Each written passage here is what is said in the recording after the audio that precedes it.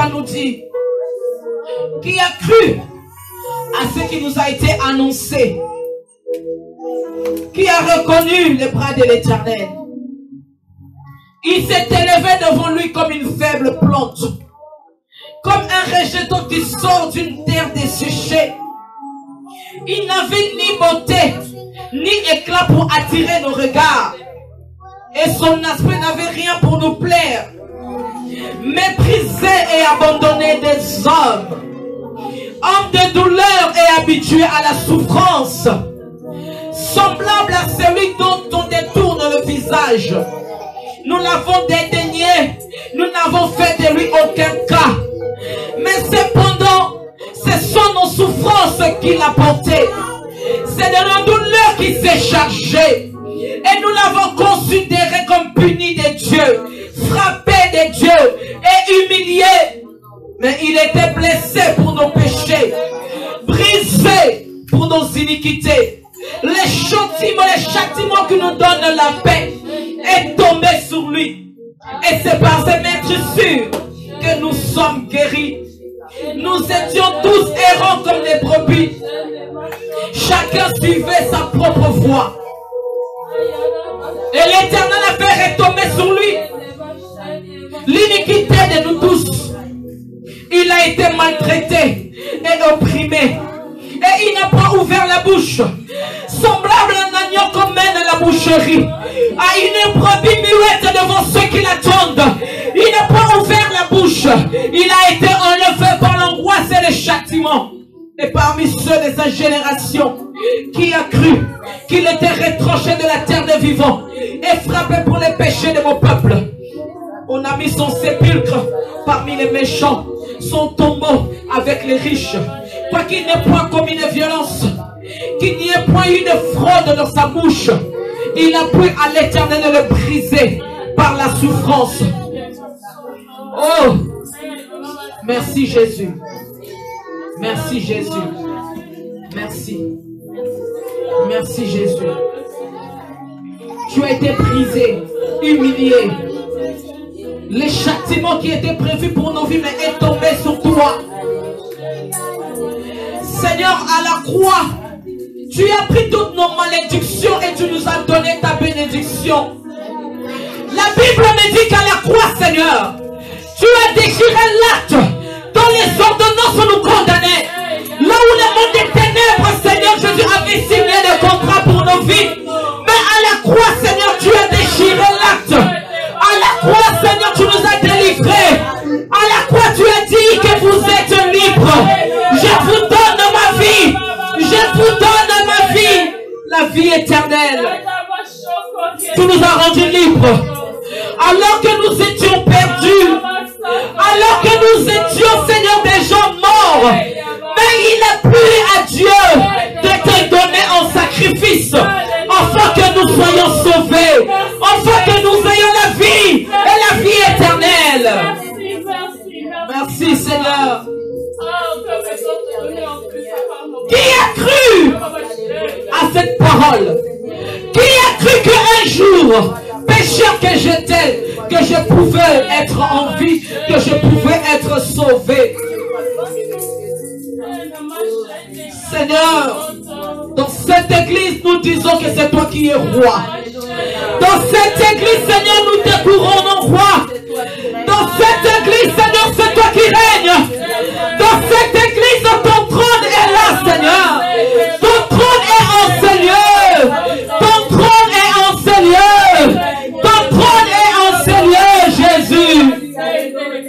Oh Seigneur, sois glorifié. Alléluia. Béni sois-tu. Que 1000 tombent à tes côtés, 10 000 à ta droite, mais toi tu ne seras jamais atteint. Que 1000 tombent à mes côtés, 10 000 à ma droite, Jésus, mais moi Fanny je ne serai pas atteint, parce que Jésus est mon bouclier. Jésus est mon bouclier. Même si les ennemis s'élevaient contre moi, Seigneur, je sais que la victoire m'appartient. Tu m'as dit, Seigneur, que nul ne tiendra devant toi. mon Goliath. Peu importe, Seigneur Jésus, ma situation. Peu importe la maladie. Peu importe les sorciers de mon village. Yahweh, tu m'as dit que nul ne tiendra devant moi. Tant que je serai en vie. Tant que je serai en vie, Seigneur. Alléluia. Merci, Père de gloire. Alléluia. Toute arme forgée contre moi sera nulle et sans effet. Toute arme forgée contre nos vies sera nulle et sans effet. Toute arme forgée contre nous est nulle et sans effet. Toute arme forgée contre nos vies est nulle et sans effet. Oh Seigneur, tu as dit tel est l'héritage que je donne à mes serviteurs. Tel est l'héritage que je donne à mon peuple. Toute arme forgée contre vous sera nulle et sans effet.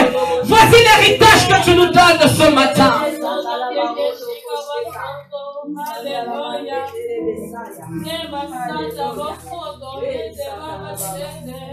Merci Saint-Esprit d'être au contrôle, Seigneur Jésus, de nos vies.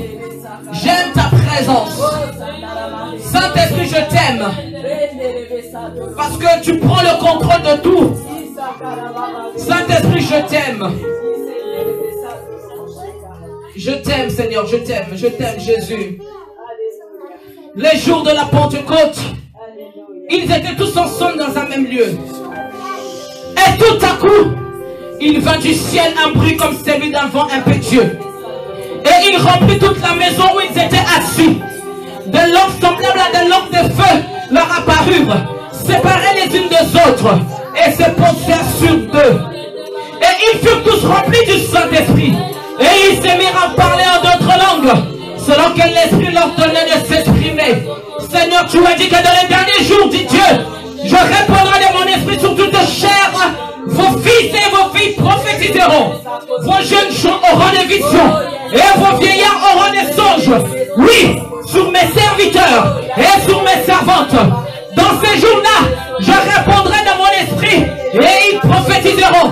Je ferai paraître des prodiges en haut dans le ciel et des miracles sur la terre. Du sang, du feu et une vapeur de fumée. Oui, Seigneur, je le crois que nous sommes arrivés dans les derniers jours. Oh, la Bible ne ment pas. Oh, Seigneur, toi qui es la parole incarnée, la parole faite chair, Jésus. Tu as dit que dans les derniers temps, que tu répandras de ton esprit sur toute chair, sur vos filles et vos fils. Ils prophétiseront sur des vieux et des vieillards, Seigneur Jésus. Toi qui as dit sur les jeunes gens, nous sommes arrivés, Yahweh, dans ces derniers jours. Répands l'Esprit de Dieu. Nous voulons être ivres de toi, ivres de l'Esprit de Dieu, ivres du Saint-Esprit, ivres du Saint-Esprit. Plus de toi, plus de ta présence, plus de toi, plus de toi, plus de toi, plus de toi, plus de toi ce matin, plus de toi.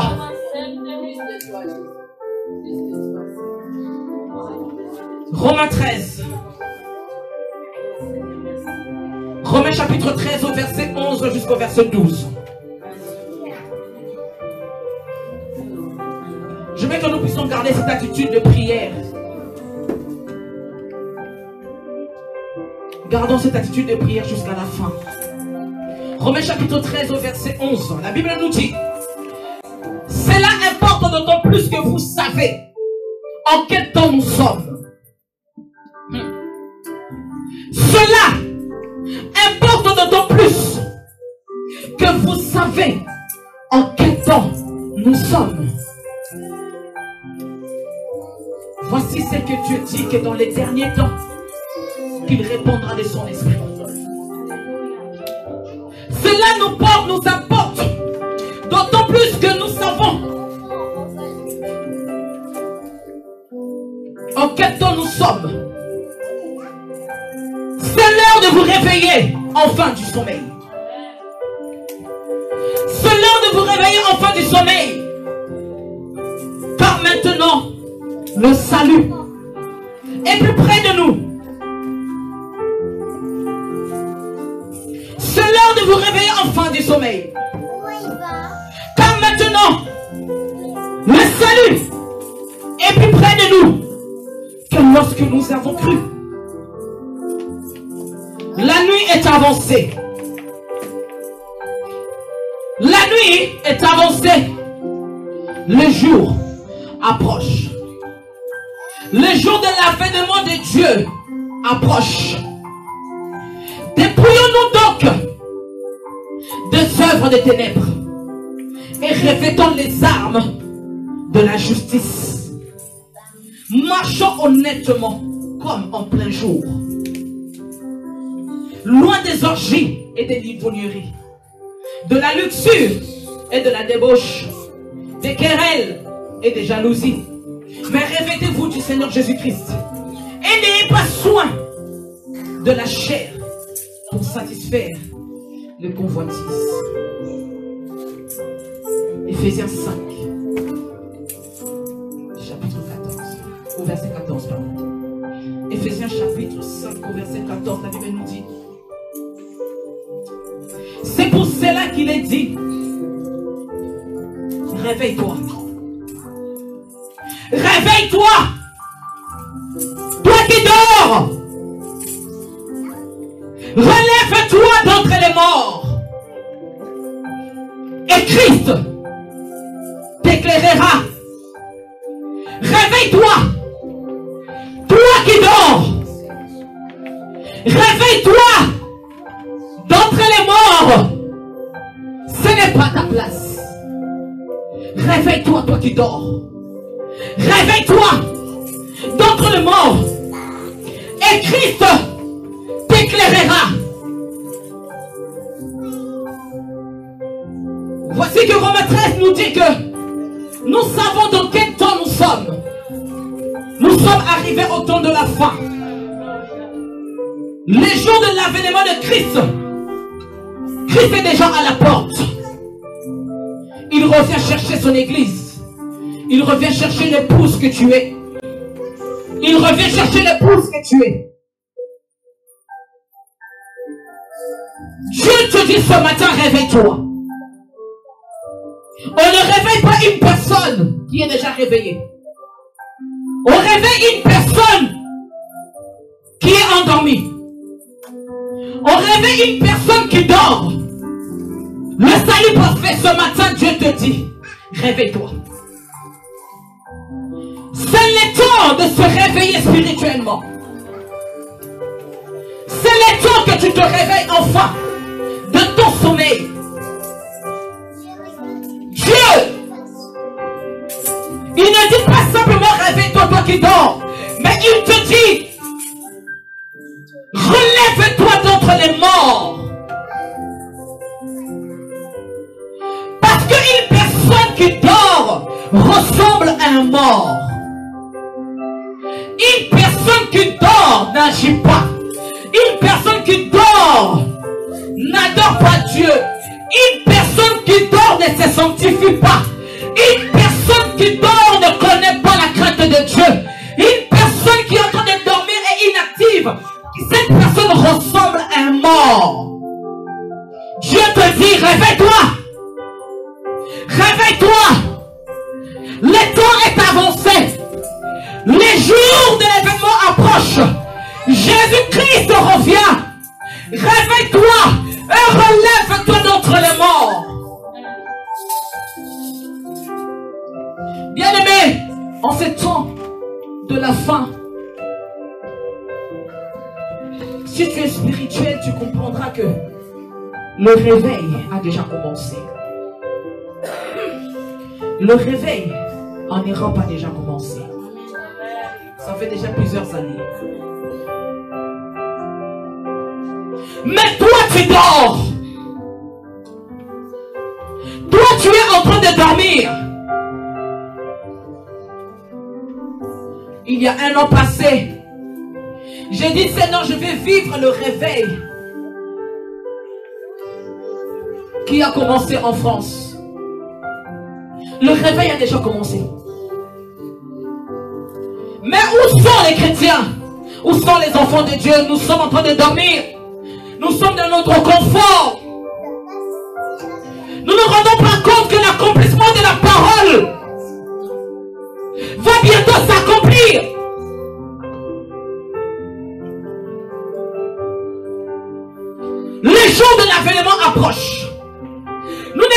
réveiller. Et c'est notre devoir de réveiller l'église. C'est notre devoir de réveiller nos familles. C'est notre devoir de réveiller notre nation. Dieu te dit, réveille-toi, toi qui dors d'entre les morts. Tu es vivant. Mais tu fais passer pour un mort parce que tu dors. Parce que tu n'es pas réveillé. Le premier réveil qui s'est passé dans le livre des Actes des Apôtres, le chapitre 2. La Bible nous dit que les jours du Pentecôte, les disciples étaient tous ensemble, dans un même lieu, dans le même esprit, la même soif, parce qu'ils voulaient vivre le réveil. Ils avaient la promesse que le Saint-Esprit viendra. La Bible nous dit quand le Saint-Esprit est venu, depuis ces jours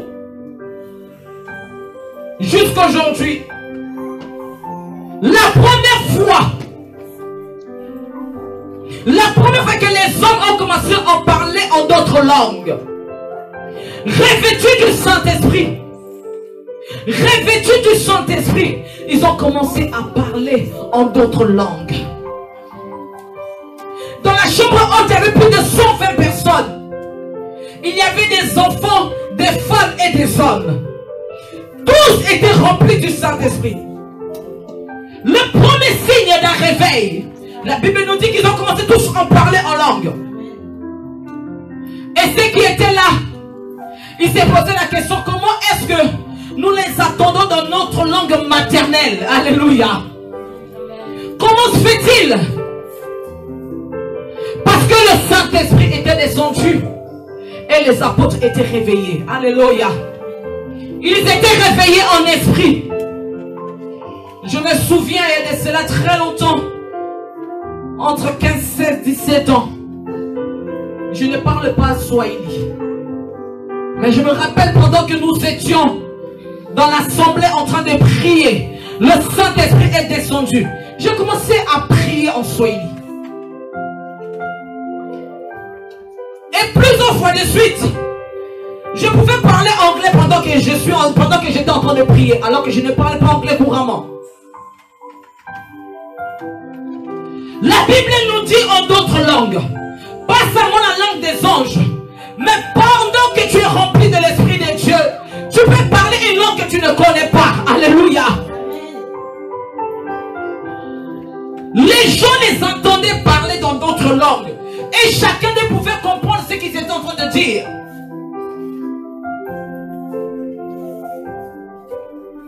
La Bible nous dit qu'ils ont dit, comment les entendons-nous parler des merveilles de Dieu? Parce qu'il y a eu un réveil. Et depuis ces jours, la Bible nous précise que par Pierre, par une seule prédication,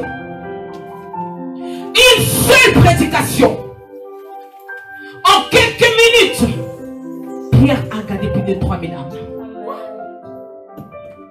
Par une seule prédication. Parce qu'il était revêtu de l'Esprit de Dieu. Parce qu'il vivait le réveil. Bien aimé, ces jours n'est pas passé. Ces jours existent encore. Depuis que le Saint-Esprit est descendu ici sur la terre, depuis que le Saint-Esprit a trouvé sa place dans l'homme, le Saint-Esprit continue à agir.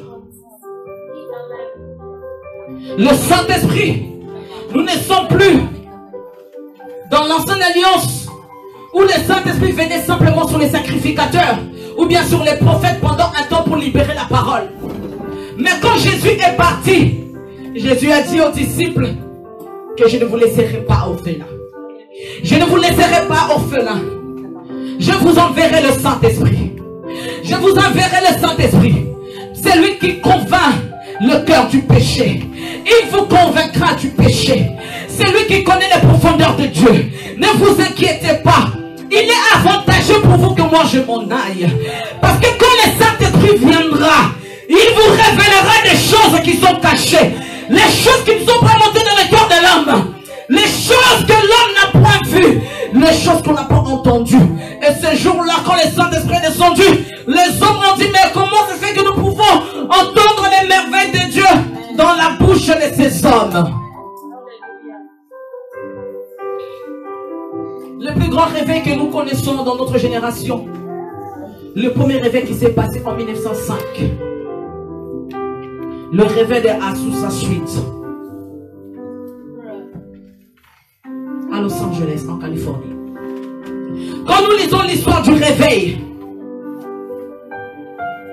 depuis que le Saint-Esprit est descendu, le Saint-Esprit, dans des siècles ou des années, il envoie un vent de l'esprit pour réveiller ceux qui sont en train de dormir. Pour leur dire que réveillez-vous, il y a quelque chose de spécial qui va se passer. Il y a quelque chose que Dieu veut faire dans cette génération.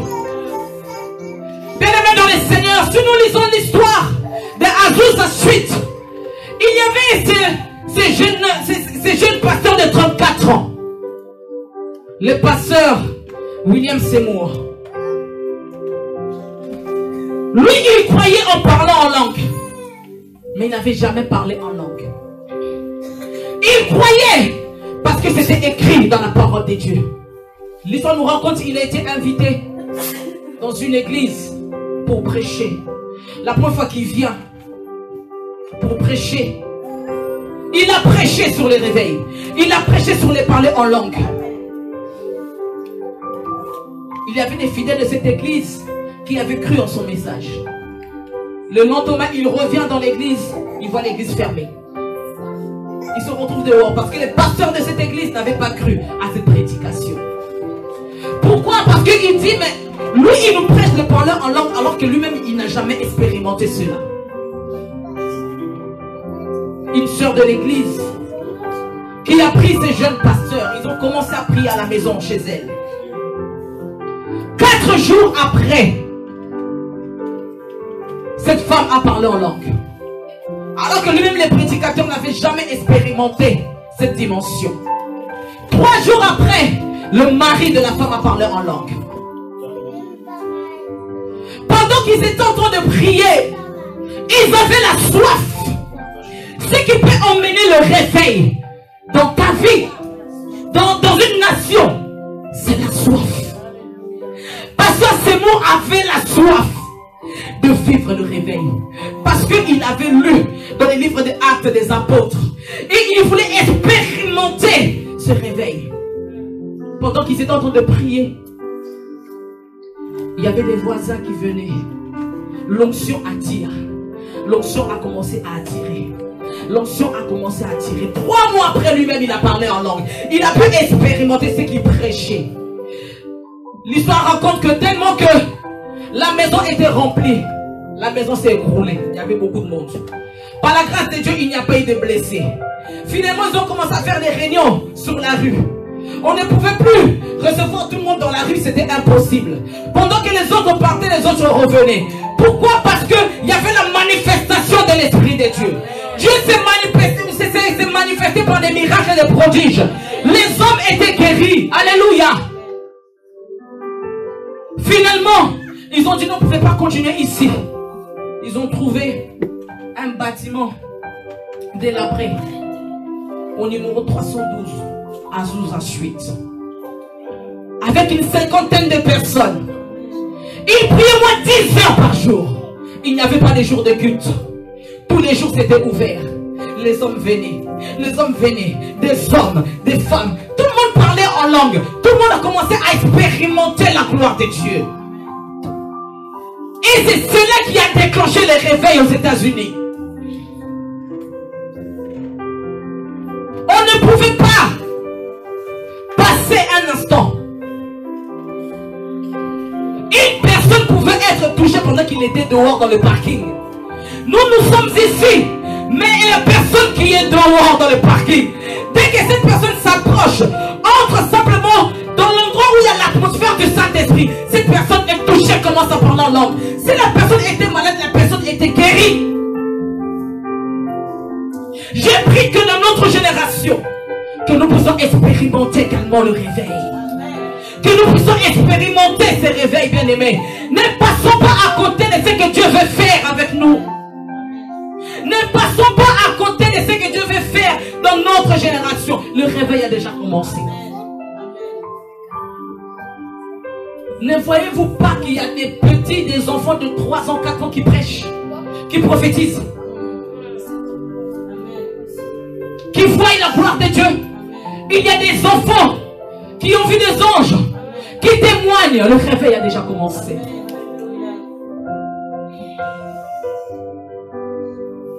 Que Dieu nous fasse grâce. Nous sommes fatigués de venir dans des cultes où c'est froid.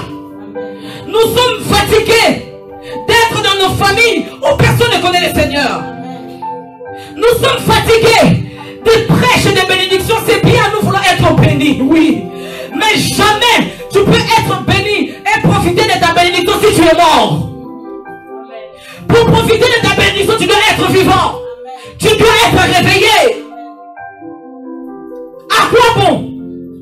Je peux vous prêcher la bénédiction. Oui, Dieu bénit. Je crois à la bénédiction. Mais si tu n'es pas réveillé spirituellement, à quoi cela va te servir? À quoi cela va te servir? Nous vivons un temps crucial. Nous ne voulons pas venir juste à l'église prier, louer, prêcher, dire amen et sauter parce que la prédication était bonne. Ce n'est pas le plus important. Le réveil. Le réveil. Le réveil. Il y a des hommes et des femmes qui ont impacté cette génération. Il y a des hommes et des femmes qui ont vu et vécu le réveil. Des hommes consacrés. Des hommes consacrés. Des hommes qui avaient la soif. Bien aimé, pendant que nous sommes en train de prier, quoi, 30 minutes, 40 minutes, tu es déjà fatigué. Ça fait combien de temps que tu as prié pendant 2 heures? Ça fait combien de temps que tu as médité la parole pendant 1 heure? Ça fait combien de temps que tu as prié juste pendant 1 heure du temps? Mais quand nous venons dans nos cultes, nous avons juste peut-être 35 minutes. Les 35 minutes là est devenu trop long. Pourquoi? Parce que tu n'es pas réveillé. Il est temps que nous puissions voir la soif de Dieu.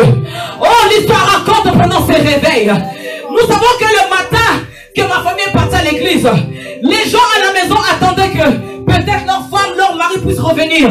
Ils regardaient l'heure maintenant. L'homme n'est pas encore rentré, la femme n'est pas encore rentrée. Et la famille se disait, bon, nous allons aller voir à l'église qu'est-ce qui s'est passé. Quand la famille venait, elle-même était touchée, la famille restait là. Il n'y avait pas des heures d'ouverture ni des heures de fermeture. Il n'y avait pas des jours de culte. Pourquoi? Parce qu'il y avait le réveil. Toute ta ville était touchée. J'ai soif de vivre le réveil dans ma vie. J'ai soif de vivre le réveil dans cette génération. Je ne veux pas rater ce réveil. Je ne veux pas rater ce réveil. Je vais vivre cela. Oh, j'aime ce que Job a dit. Mes oreilles ont entendu parler de toi. Mais maintenant mes yeux t'ont vu. J'ai entendu parler du réveil. Mais maintenant moi je vais voir le réveil. Je vais le vivre. Je vais le vivre, Seigneur. Nous devons voir la soif. La soif. L'homme qui a ramené le réveil en Angleterre, John Wesley. Cet homme de petite taille de 1,65 m. Quand il se mettait devant la foule sans micro, devant des milliers de hommes, il pouvait parler du matin jusqu'au soir. Il n'était pas fatigué. Il n'y avait pas de micro. Bien aimé, tu n'as pas besoin de prier. Il faut juste qu'il y ait d'abord la musique. Il faut qu'il y ait d'abord le synthé. Il faut déjà que les chantres soient en place. Dès qu'on fait les organes, ah, cela m'a dérangé dans ma prière. Tu n'as pas besoin de ça. Une personne qui est réveillée, je n'ai pas besoin de musique. Je n'ai pas besoin de modérateur. Je n'ai pas besoin de qui que ce soit. Une personne qui est réveillée, quand elle sait que je suis dans la présence de Dieu, cela me suffit. Où sont des hommes et des femmes de réveil en ce temps de la fin? Où sont les églises qui sont réveillées? Oui, les prophéties c'est bien, mais les prophéties ne vont pas te réveiller. C'est le Saint-Esprit qui réveille un homme. C'est le Saint-Esprit qui réveille une femme.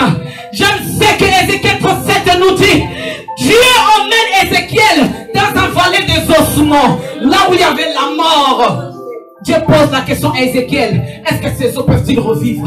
Ézéchiel dit, Seigneur, toi-même tu sais. Et la Bible dit que Ézéchiel a commencé à prophétiser. Ézéchiel n'a pas dit autre chose.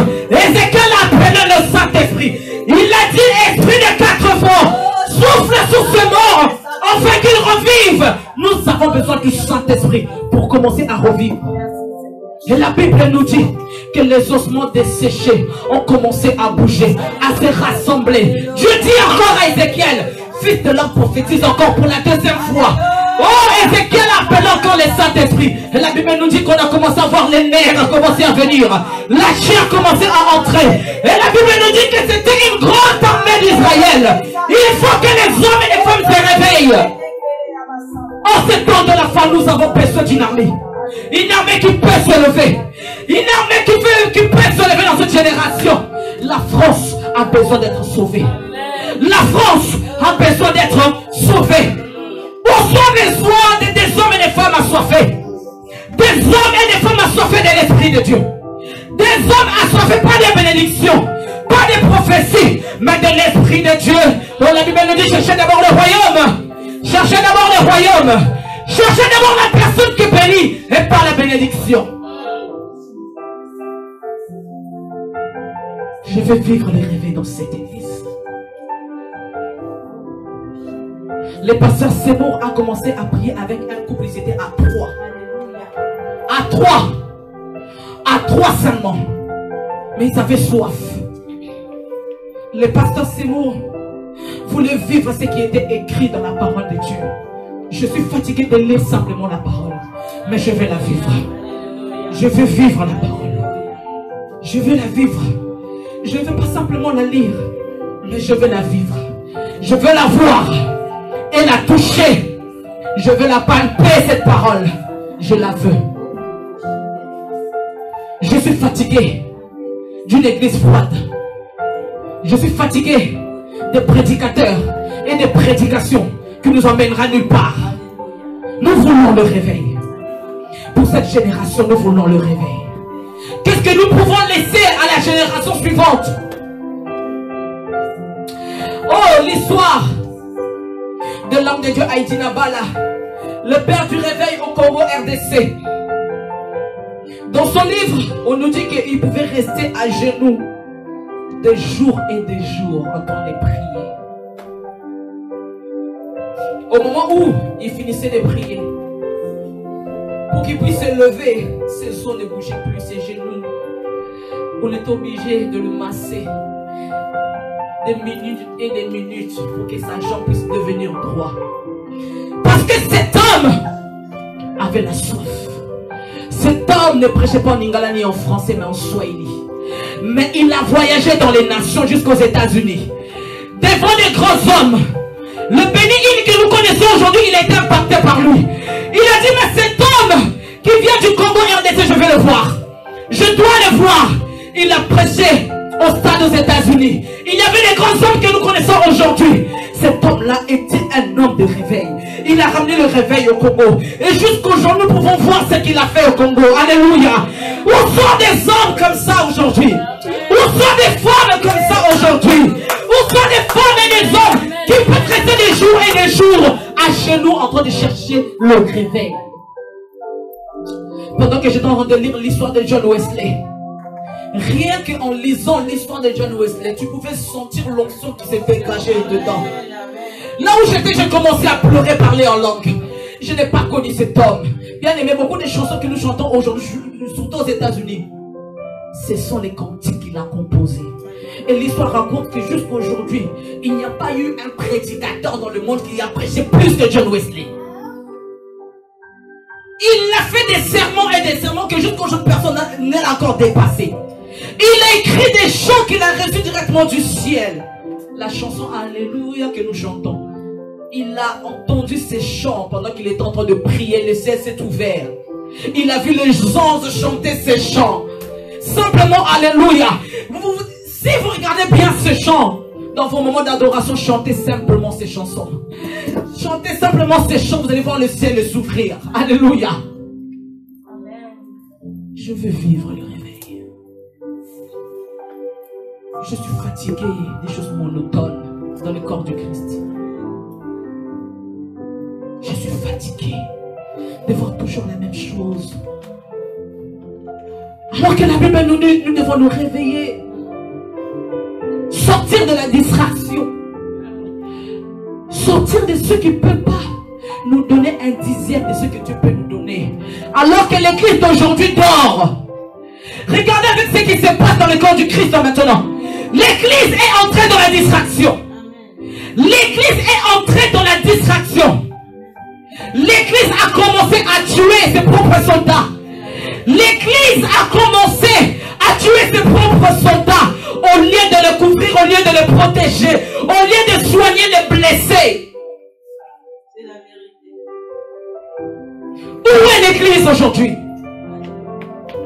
L'église est entrée dans les polémiques. L'église est entrée dans la bassesse. L'église est sortie du chemin. Mais j'aime le Seigneur. J'aime Dieu. Parce que l'épouse de Christ, c'est l'église. Ce qui me rassure, l'église n'est pas l'épouse d'une autre personne, mais c'est l'épouse de Christ. Et je sais que Christ n'abandonnera jamais son épouse.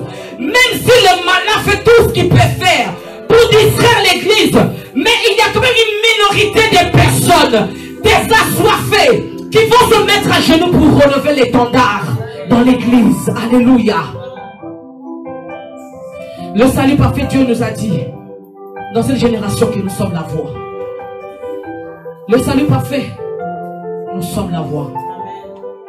Nous sommes la voix. Nous voulons le réveil dans cette église. Notre dimension de consécration doit changer. Notre dimension de chercher Dieu doit changer. Nous ne cherchons pas Dieu parce que nous voulons être bien. Nous ne cherchons pas Dieu parce que nous voulons être bien dans la vie, parce que nous voulons être élevés, parce que nous voulons être honorés, parce que nous voulons être riches. Mais nous cherchons Dieu parce que nous le connaissons. Je crains Dieu parce que ce n'est pas parce que j'ai peur de la mort ou de l'enfer. Je crains Dieu parce qu'il mérite que je puisse le craindre. Le salut parfait. Cette année, désirons les réveils.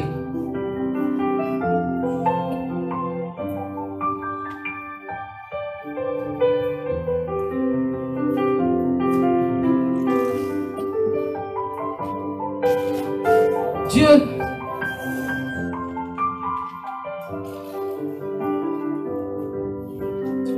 c'est un Dieu d'amour. La Bible nous dit, rachetez les temps,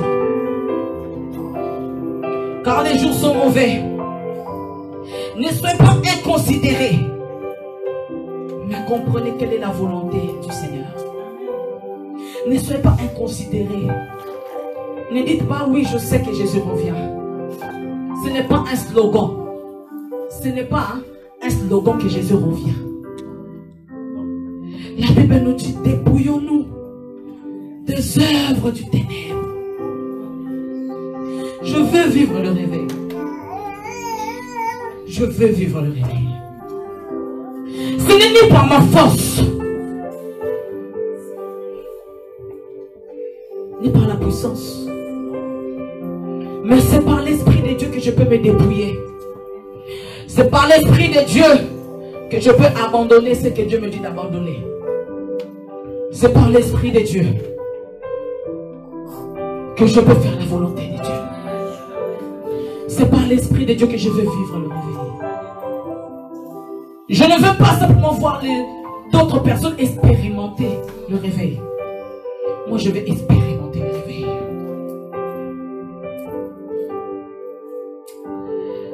Oh, bien-aimés, nous devons apprendre à faire des recherches dans notre vie. Si vous faites des recherches sur les réveils de l'église, tous les réveils là qui sont venus avant nous, comme la Bible nous dit, je pense que tu ne vas pas être inconscient ou bien tu ne vas pas inconsidérer les choses. Cela va te donner la soif. Le fils spirituel de John Wesley Finney, cet homme, l'histoire nous dit que il était tellement rempli de l'Esprit de Dieu qu'il ne pouvait pas prier au milieu de tout le monde.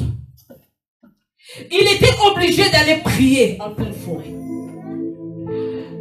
L'histoire raconte qu'une fois, Finney est allé prier dans une forêt. On devait venir le chercher parce qu'on ne savait pas quand est-ce qu'il pouvait revenir. Au moment où les hommes viennent le chercher, il se rend compte que tout ce qui était tout autour de lui, tous les arbres étaient déracinés par l'onction du Saint-Esprit qui dégageait. Il n'y a pas des dromadaires qui sont passés par là. Par un seul homme. La Bible nous dit qu'il était avocat. Quand Finney a reçu le Seigneur, cet homme est entré dans sa chambre pendant 3 jours. Il était athée, incrédule qu'il était.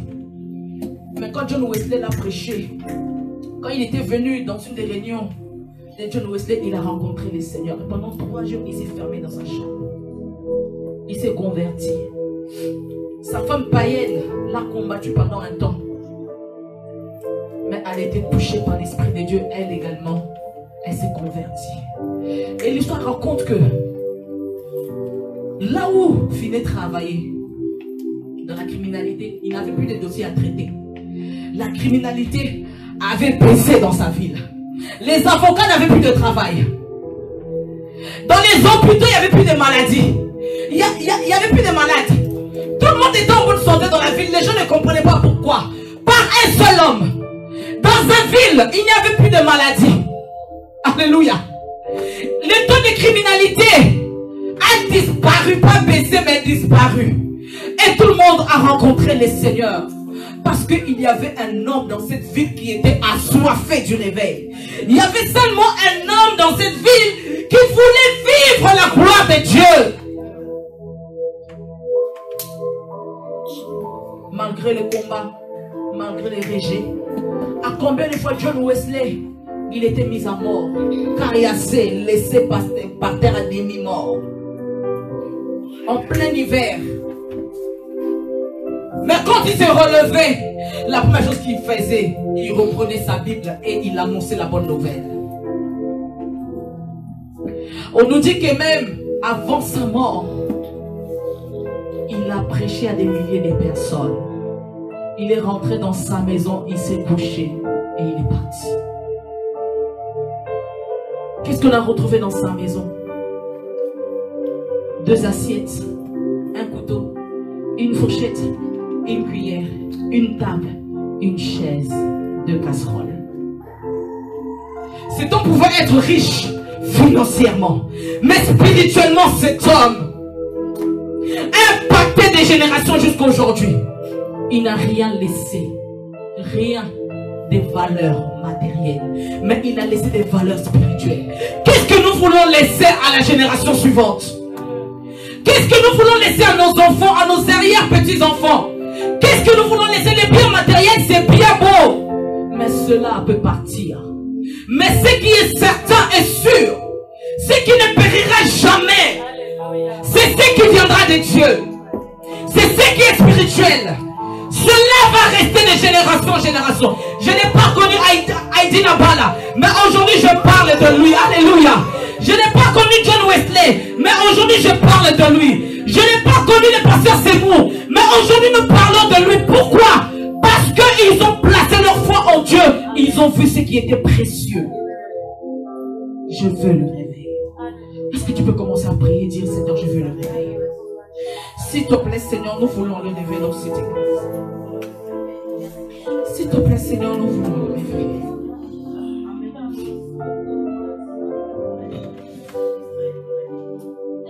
S'il te plaît, Seigneur. Seigneur, je veux le réveil. Je le veux. Je veux le réveil dans ma vie. Dans cette église, Seigneur, je veux le réveil. Nous voulons être imprégnés, Yahweh, de ton esprit, Jehovah Shammah. Nous voulons être, Seigneur, saisis de ton esprit dans cette église. Nous voulons être conduits par ton église. Pas par nos sentiments, Seigneur. Pas par nos convictions, mais par l'esprit de Dieu. Saint-Esprit, Souffle en Seigneur. Esprit des 4 vents, souffle sur ces morts, afin qu'ils revivent. L'esprit des 4 vents, souffle dans cette église, afin que nous puissions revivre, Yahweh.